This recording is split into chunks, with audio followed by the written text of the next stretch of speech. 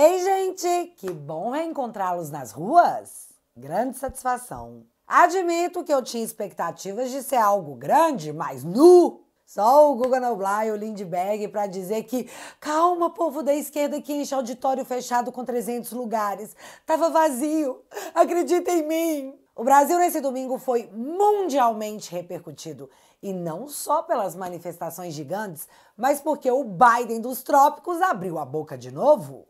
E eu tô na campanha Deixa o Lula falar. Por mim, ele abriu um podcast com o Lindbergh, com a Janja, e ficaria lá o dia inteiro falando, porque ia ajudar a gente bastante. Para uma imprensa que acreditou no Barroso quando ele disse que eles haviam derrotado o bolsonarismo, com exceção da Globo, claro, a coisa mudou muito de figura em menos de uma semana. Chamamos nossos parlamentares para responsabilidade, nomes foram cobrados, nomes não apareceram e o radar das instituições tá ligado.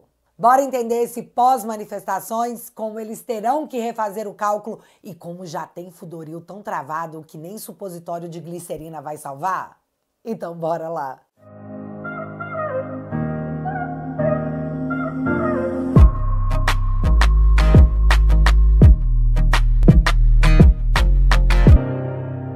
Antes de falarmos de tudo isso, eu preciso fazer uma pergunta sincera. O Estado vai matar o Daniel Silveira na cadeia? Esse aqui é um parecer técnico solicitando o atendimento médico do Daniel que diz, abre aspas, o paciente citado, que passou por cirurgia videoartroscópica no joelho direito dia 26, vem cursando com dor no membro operado e picos febris. Diante do exposto, faz-se necessário avaliação médica especializada com exames complementares e de imagem, tais como ressonância magnética e exames laboratoriais, a fim de afastar a infecção articular e, por sua vez, evitar riscos inerentes a tal enfermidade de elevada gravidade. Fecha aspas. Eu tenho que lembrar aqui que a Suprema Corte deu prisão domiciliar pro Brazão, acusado de matar a Marielle, mas o Daniel tá preso porque gravou um vídeo. Como que isso pode soar como democracia para alguém? Ah, e se fosse alguém de esquerda, o caso estaria em audiências públicas nas comissões de direitos humanos, com um escândalo gigantesco de muita gente. Então, Estado, cuida do Daniel porque ele está sob a sua tutela e qualquer coisa que acontecer vai ser sua culpa. Dito isso, vamos pro vídeo. No dia de manifestações por todo o Brasil, uma coisa me chamou a atenção. A sacralidade no que se refere ao Alexandre, alvo majoritário das ruas, já era. E eu acho que a galera pensou assim, se ele, que é juiz da mais alta corte do país e deveria manter um mínimo de decoro público, mandou um dedo do meio pra galera, por que eu não posso mandar de volta? Não é democracia?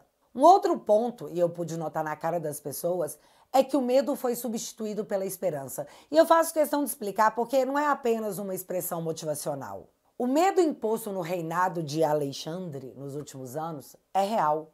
Pessoas foram presas, processadas, censuradas. O Clezão morreu.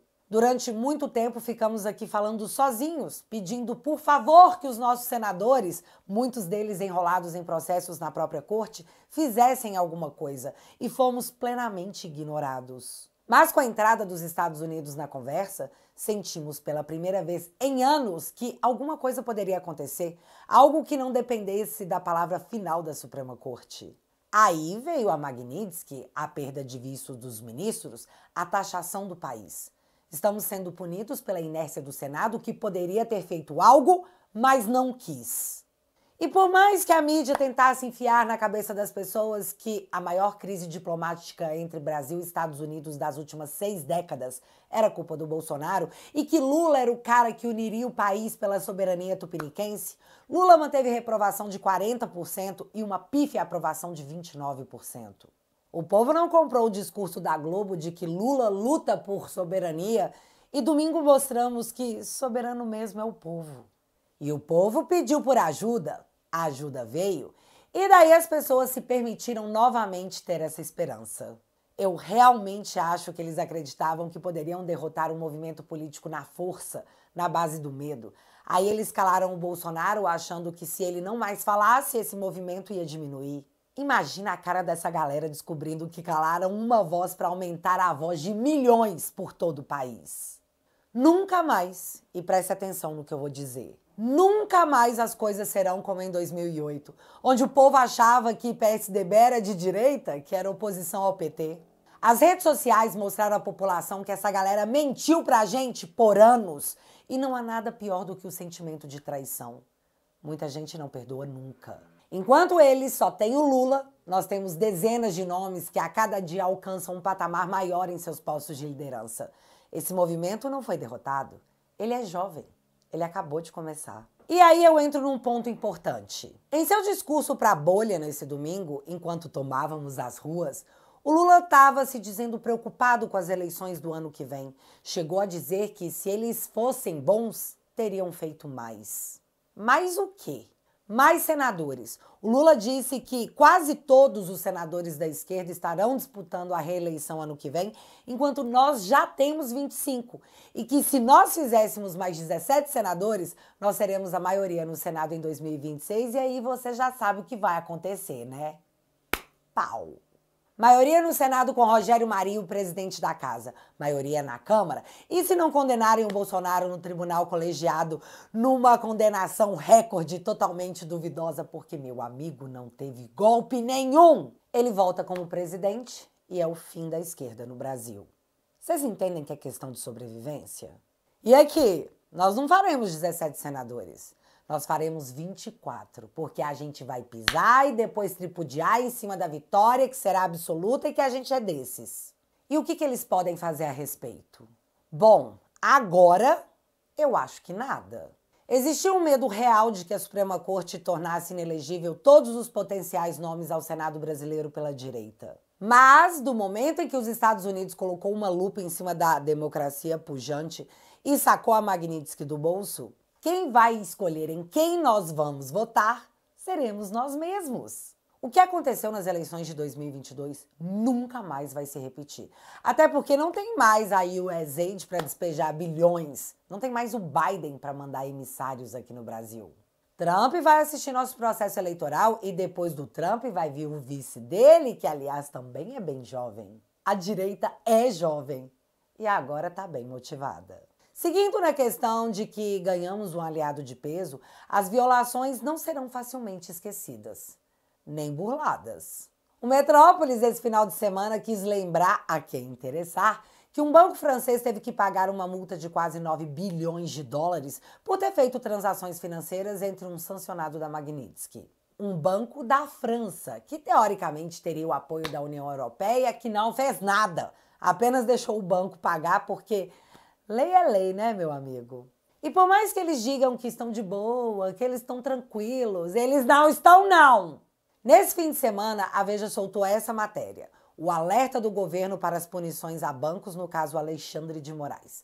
Precedente de multa aplicada ao Banco do Brasil há mais de 10 anos pode ser precedente para punir empresas que se relacionarem com o ministro. Explico.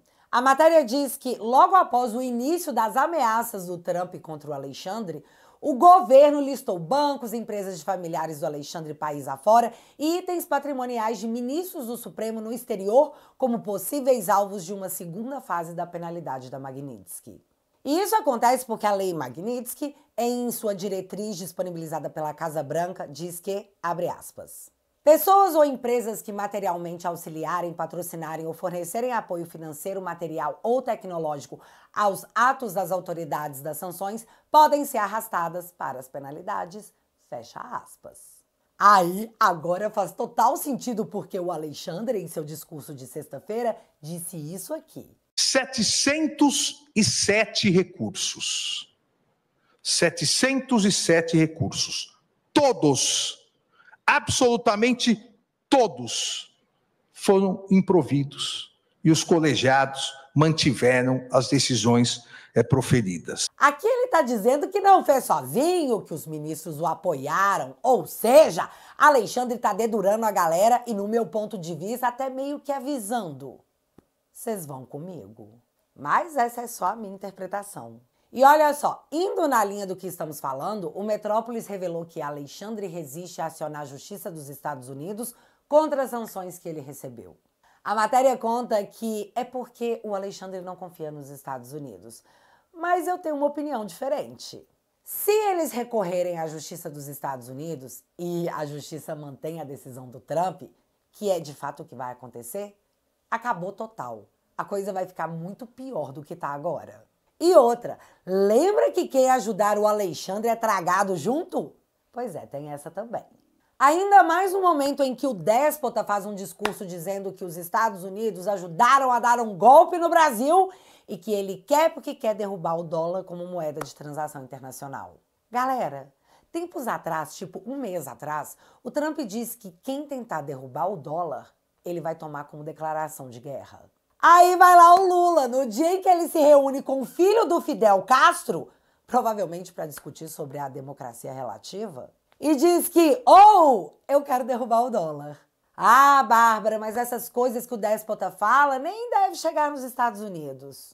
Então, a Reuters fez questão de fazer uma matéria a respeito, detalhando a fala do Lula e disparando para o mundo todo.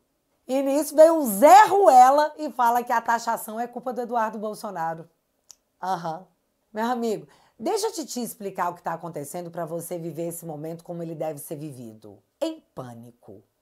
Lula derrete nas pesquisas num governo que não entregou picanha, mas ressuscitou os casos de corrupção no noticiário. O cara taxou o pobre, acabou com as brusinhas da Shein, torrou milhões e milhões na cara de todo mundo com viagens caríssimas com a deslumbrada da República.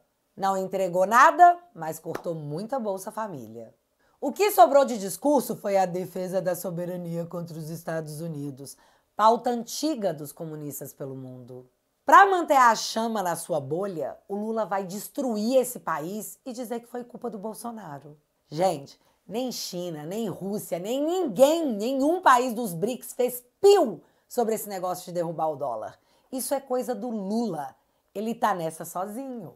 Sozinho não, porque ele vai arrastar todos nós com ele. Mas você lembra que ele disse que precisava do STF para governar uns tempos atrás? Se o Supremo perdeu o seu superpoder de decidir, inclusive, sobre a economia do país, acabou pro Lula. Então, se ele tiver que peitar os Estados Unidos para se manter, ele vai fazer. Mas o problema é que é uma briga de um gorila de 500 quilos contra um mico. Mas, apesar das bravatas do seu discurso para atiçar a bolha e ferrar com a gente nos Estados Unidos, o Lula falou que não quer confusão, que a briga dele com os Estados Unidos tem limite de até onde ele pode ir, e mais, que ele quer disputar a reeleição, mas não quer que aconteça com ele o que aconteceu com Biden. Ou seja, ele mesmo sabe que ele pode tacar fogo em tudo, porque ele não vai estar lá para lidar com as consequências, porque ele já é o Biden dos trópicos. E eu sei que o cenário é muito motivador para 2027. Bom pra gente, ruim pra eles, porque enfim teremos condições de restabelecer a verdadeira ordem democrática nas instituições, para que elas voltem a funcionar e de forma verdadeiramente independente. Mas nós temos pressa. Nós combinamos que, no nosso turno, nós não viraríamos uma Venezuela. E foi pedido, reaja Brasil. E o Brasil reagiu.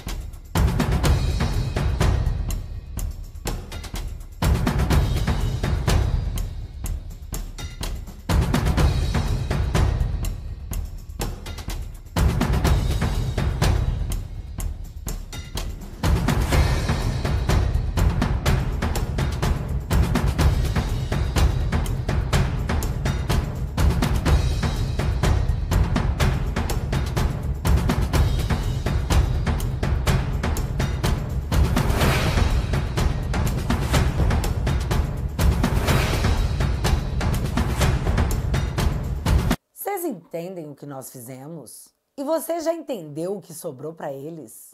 Flopou, fracasso total, acabou agora a manifestação dessa turma bolsonarista em São Paulo.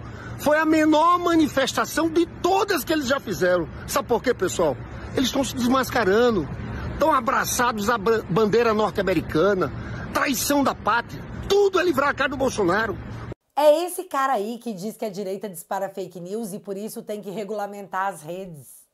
Aliás, censurar as redes para a direita é algo vital para essa galera, já que o próprio Lula disse ontem sobre as redes sociais, abre aspas, tomamos uma surra de 50-0, fecha aspas. E a Globo tá lá, tentando te falar que tá tudo bem, que tá tudo lindo, mas a verdade é que pela primeira vez nos últimos 7 anos, eles sentiram.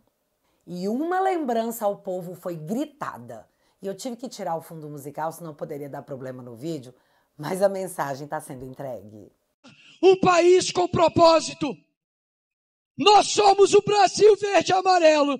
Nós somos o Brasil que não desiste. E sabe quando nós iremos parar? Ah, meus amigos.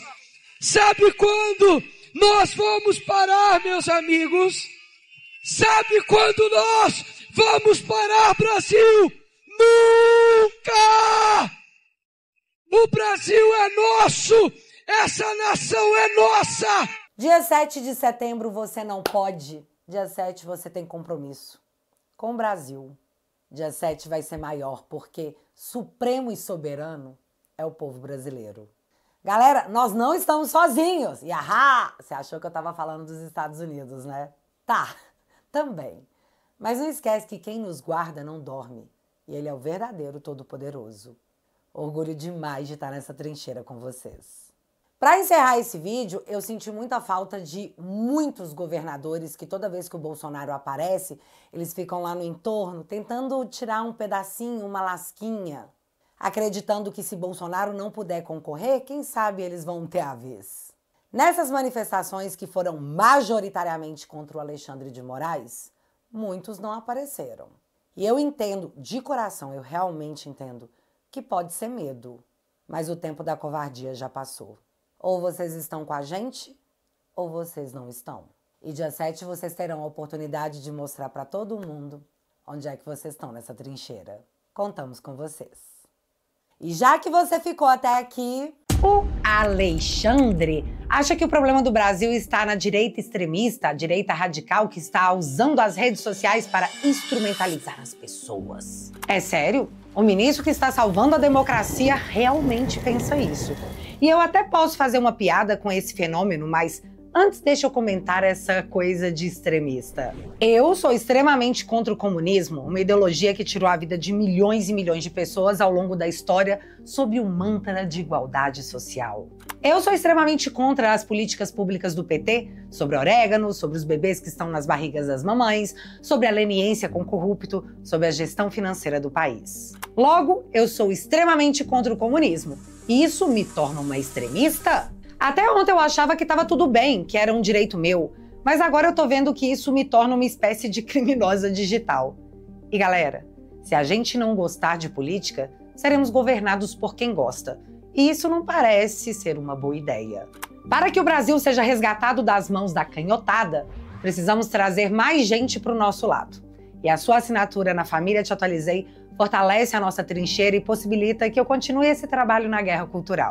Juntos podemos despertar mais pessoas e construir um Brasil com liberdade para as próximas gerações.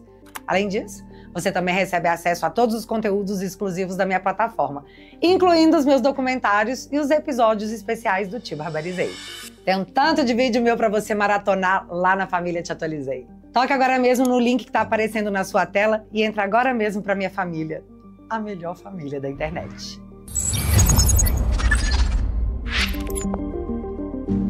Galera que apoia o meu trabalho assinando teatualizei.app, você já foi lá e descobriu que o aplicativo virou uma rede social onde você pode fazer postagens e trocar ideia com a galera da família que pensa igual a gente? Além, claro, de, em troca desse super apoio, você recebe conteúdos exclusivos para passar raiva na maioria das vezes, é verdade, mas com aquela pitada de bom humor que o momento permite. Com 10 esbanjas por mês você faz toda a diferença por aqui. E eu sou absurdamente grata pela força que vocês me dão, porque a gente tem medo sim, mas a gente vai com medo do mesmo jeito, porque vale repetir. Sabe quando nós vamos parar? Nunca!